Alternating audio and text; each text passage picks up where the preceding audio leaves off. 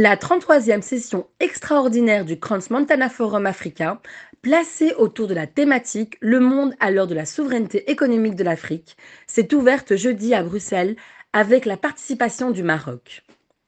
La séance inaugurale de ce forum, qui a invité des personnalités africaines pour échanger avec des hauts représentants des institutions européennes, d'organisations internationales, ainsi qu'avec des autorités officielles et milieux d'affaires du monde, a été marquée par la participation du ministre de l'Industrie et du Commerce, Riyad Messour. Notre pays a démontré au monde entier à quel point il était capable de répondre à ses propres besoins en temps de crise. Sa Majesté ne cesse de répéter que l'Afrique doit être au service de l'Afrique et doit faire confiance à l'Afrique. Et le Maroc est en train d'exécuter cette stratégie de manière extrêmement claire et précise en étant le deuxième ou le premier, ça dépend des années, investisseur africain en Afrique. Donc nous sommes pleinement dans cette intégration, nous sommes pleinement dans cette coopération.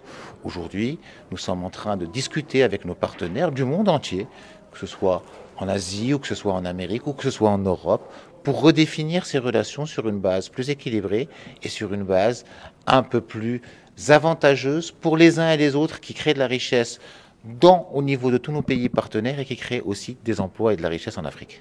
Donc cette succession de crises crée effectivement des mouvements ou des changements qui peuvent être perçus ou qui sont perçus aussi comme douloureuses, notamment par exemple sur le pouvoir d'achat ou sur les opportunités d'emploi, mais elle crée aussi une redistribution des cartes. Et quand on dit redistribution des cartes, ceux qui en ont eu le moins, comme le continent africain, peuvent aujourd'hui en récupérer plus si on la joue intelligemment, et c'est ce qu'on est en train de faire au Maroc, et nous sommes au service de nos autres pays africains ou des autres pays du continent pour les aider à faire la même chose.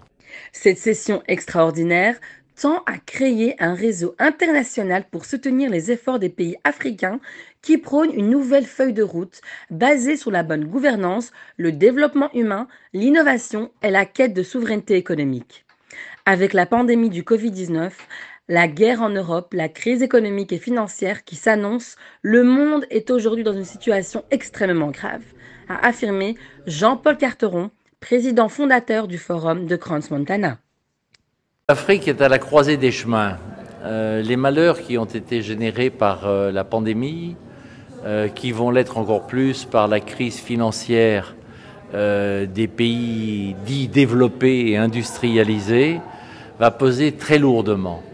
Mais il y a quelque chose d'essentiel, c'est qu'il y a une nouvelle donne qui se produit et l'Afrique peut véritablement prendre avantage des malheurs de cette crise pour se profiler d'une manière plus intense, plus forte sur l'échiquier international et parvenir à trouver sa place autour de la table, notamment au Conseil de sécurité, notamment dans les grandes organisations internationales.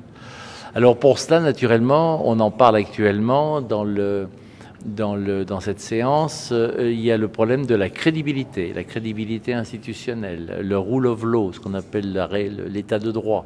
Il y a le climat de l'investissement, il y a toutes les choses qui sont nécessaires pour rassurer les participants et les counterparts de l'étranger. Mais il y a aussi et surtout la volonté de couper les derniers cordons ombilicaux qui lie beaucoup de pays à l'ancienne puissance coloniale. On s'aperçoit, et c'est ce que je disais tout à l'heure dans mon introduction, que les 25 voix qui ont manqué aux Nations Unies, et parmi les 50 voix africaines pour la résolution sur l'Ukraine, sont significatives d'un nouveau bandung, c'est-à-dire d'un nouveau non-alignement des pays d'Afrique qui en ont assez d'être les bagages accompagnés de politiques internationales dans lesquelles ils n'ont rien à dire et qu'ils subissent.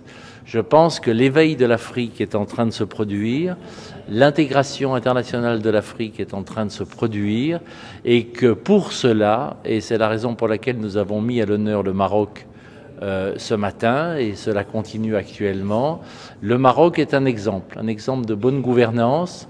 Le Maroc démontre qu'un pays islamique peut être un pays de progrès, que le respect des traditions n'est pas incompatible avec la promotion de la femme et avec la modernisation de toute une société, que l'on peut ne pas avoir de pétrole et avoir des TGV qui roulent, fabriquer des avions, des voitures et organiser le plus grand centre touriste, un des plus grands centres touristiques mondiaux à Marrakech.